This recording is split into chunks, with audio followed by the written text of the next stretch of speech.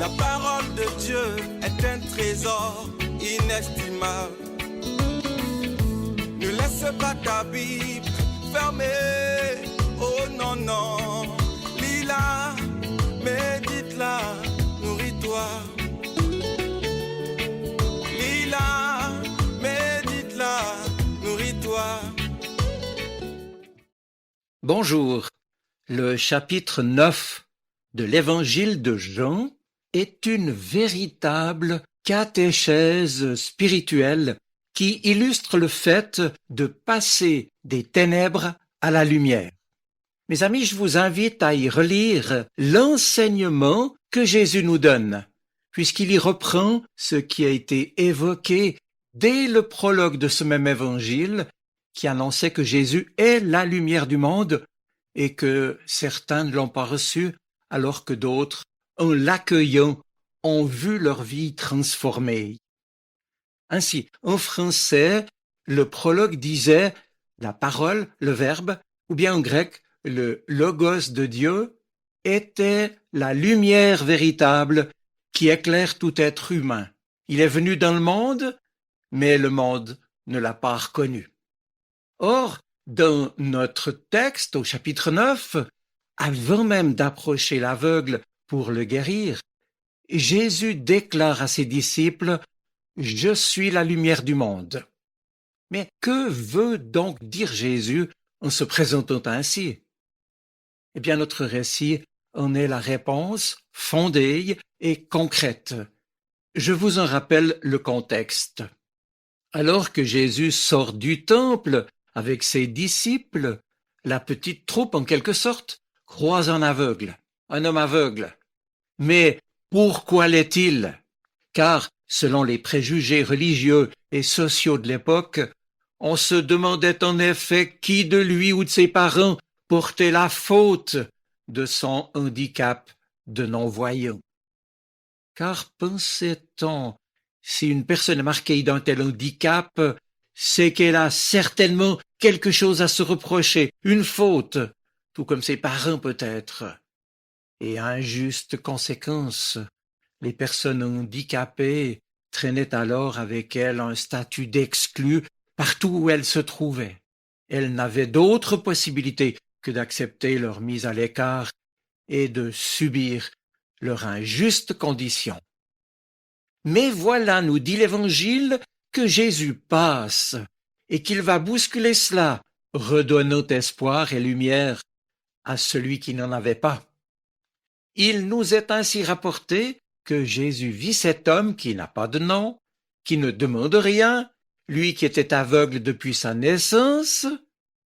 Et je remarque ici que Dieu ne passe pas outre la misère de ses enfants. Oui, j'ai vu la misère de mon peuple, j'ai entendu ses cris, je connais ses souffrances, je suis descendu pour le délivrer, disait déjà le Seigneur à Moïse dans le livre de l'Exode. D'ailleurs, la Bible tout entière affirme que ce n'est pas l'homme qui cherche Dieu, mais Dieu qui inlassablement vient à la recherche de l'homme qui erre en exil loin de sa terre promise. Mais je poursuis. Il est donc ici bien entendu impossible et stupide de vouloir reprocher à ce malheureux aveugle la responsabilité de sa maladie, puisqu'elle est de naissance. Et il n'y a pas non plus de responsabilité de ses parents, c'est ainsi. Et nous le comprenons très vite alors, l'évangile de Jean nous montre que cet homme ne fait finalement que manifester dans son corps l'état de cécité de notre humanité tout entière, et cela depuis qu'elle a renoncé à vivre de la grâce divine. En voyant l'aveugle, Jésus pourtant reconnaît en cet homme celui en qui l'œuvre de Dieu devrait se manifester. Il ne veut pas le laisser dans sa nuit, dans son exclusion. Mais alors, quelle est cette œuvre de Dieu, cette œuvre du Père dont il parle ailleurs? Dans son évangile, Jean, en effet, avait déjà souligné la réponse que Jésus nous a donnée. L'œuvre de Dieu, c'est que vous croyez en celui qu'il a envoyé. Son œuvre est de nous éclairer, de la lumière de la foi, c'est-à-dire de la confiance en lui et en son amour pour nous. Ainsi, l'œuvre que Jésus réalise et à laquelle il va associer ses disciples, c'est de manifester l'action de Dieu et révéler ainsi sa bienveillance paternelle envers chacun sans restriction.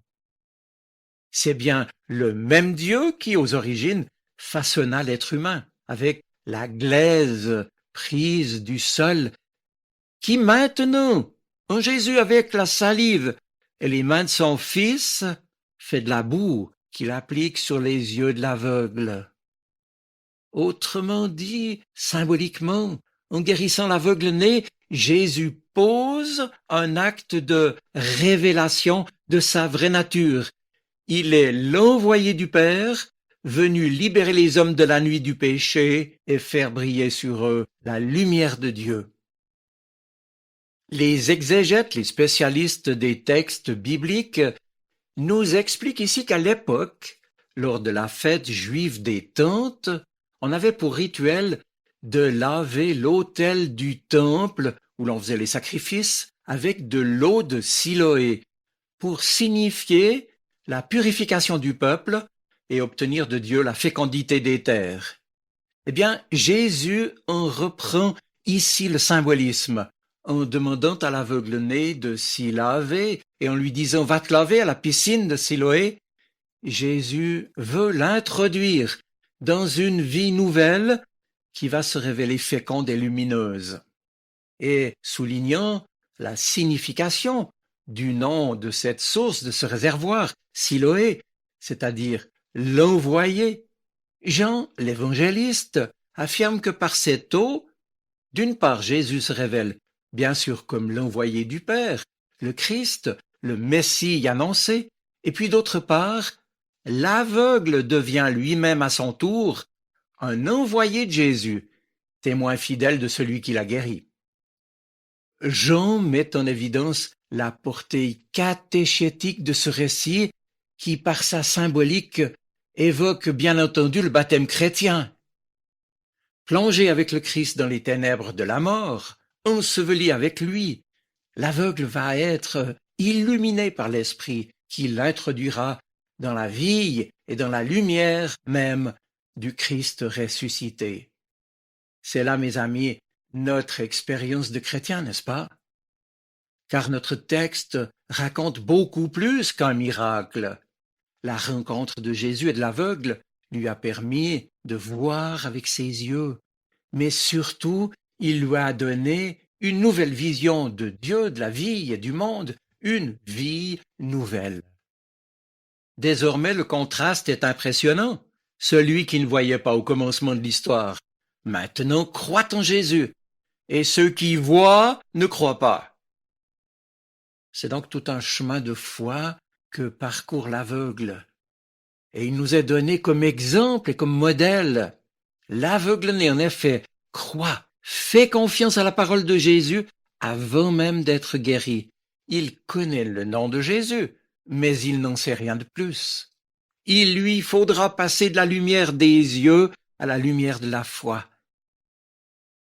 Peut-être pour nous, comme pour l'aveugle, notre foi et notre attachement au Christ doivent-ils encore être éprouvés par la contradiction, purifiés par l'épreuve, fortifiés par le témoignage, jusqu'à ce qu'enfin une seconde rencontre avec le Seigneur nous conduise, comme cet homme, à choisir résolument et définitivement de suivre Jésus comme notre Seigneur et notre Sauveur. « Je crois, Seigneur », dit l'aveugle guéri, et il se prosterne devant celui qu'il reconnaît maintenant comme Fils de Dieu. Et puis, donnera-t-il ensuite son témoignage à ceux qui vont l'interroger? Il y a une chose que je sais, j'étais aveugle et maintenant je vois.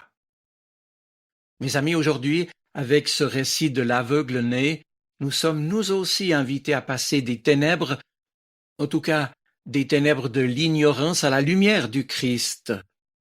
Jésus a repris le geste de Dieu qui avait modelé l'homme avec la poussière du sol.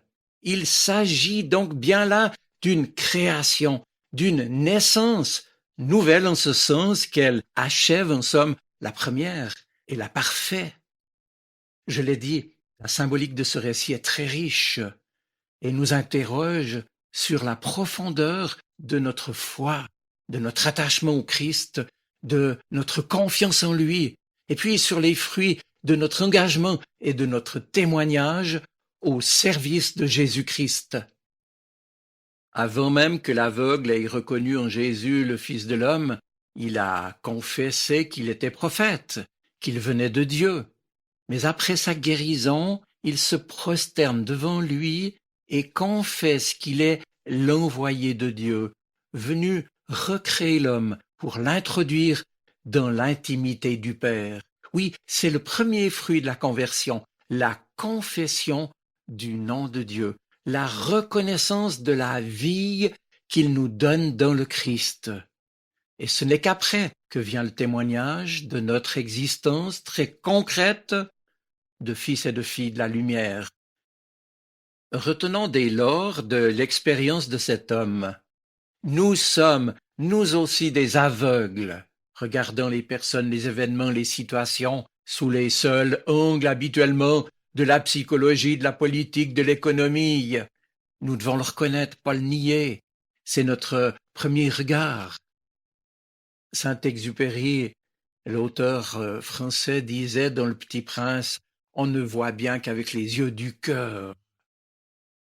Notre récit nous montre que cela signifie aussi d'abandonner nos fausses lumières, et en particulier la lumière injuste et nuisible du préjugé contre les autres, et cela parce que nos préjugés déforment toujours la réalité et nous chargent d'antipathie, voire de peur qui peut se tourner en haine envers ceux et celles que nous jugeons sans miséricorde et que nous condamnons sans appel. Mes amis, nous avons besoin de la grâce pour tout voir à la lumière de Dieu, avec le regard même du Christ, regard du cœur, regard d'amour, de miséricorde et de bienveillance. Nous avons besoin du Christ et de son travail de recréation constante en chacun de nous. Mais encore faut-il que nous acceptions de nous plonger dans la piscine de Siloé, c'est-à-dire renoncer à notre propre volonté et faire vraiment confiance à son amour fidèle et bienveillant, et cela pour aujourd'hui et pour demain. Je vous souhaite une bonne semaine. Soyez bénis. Amen. La parole de Dieu est un trésor inestimable. Ne laisse pas ta Bible fermée.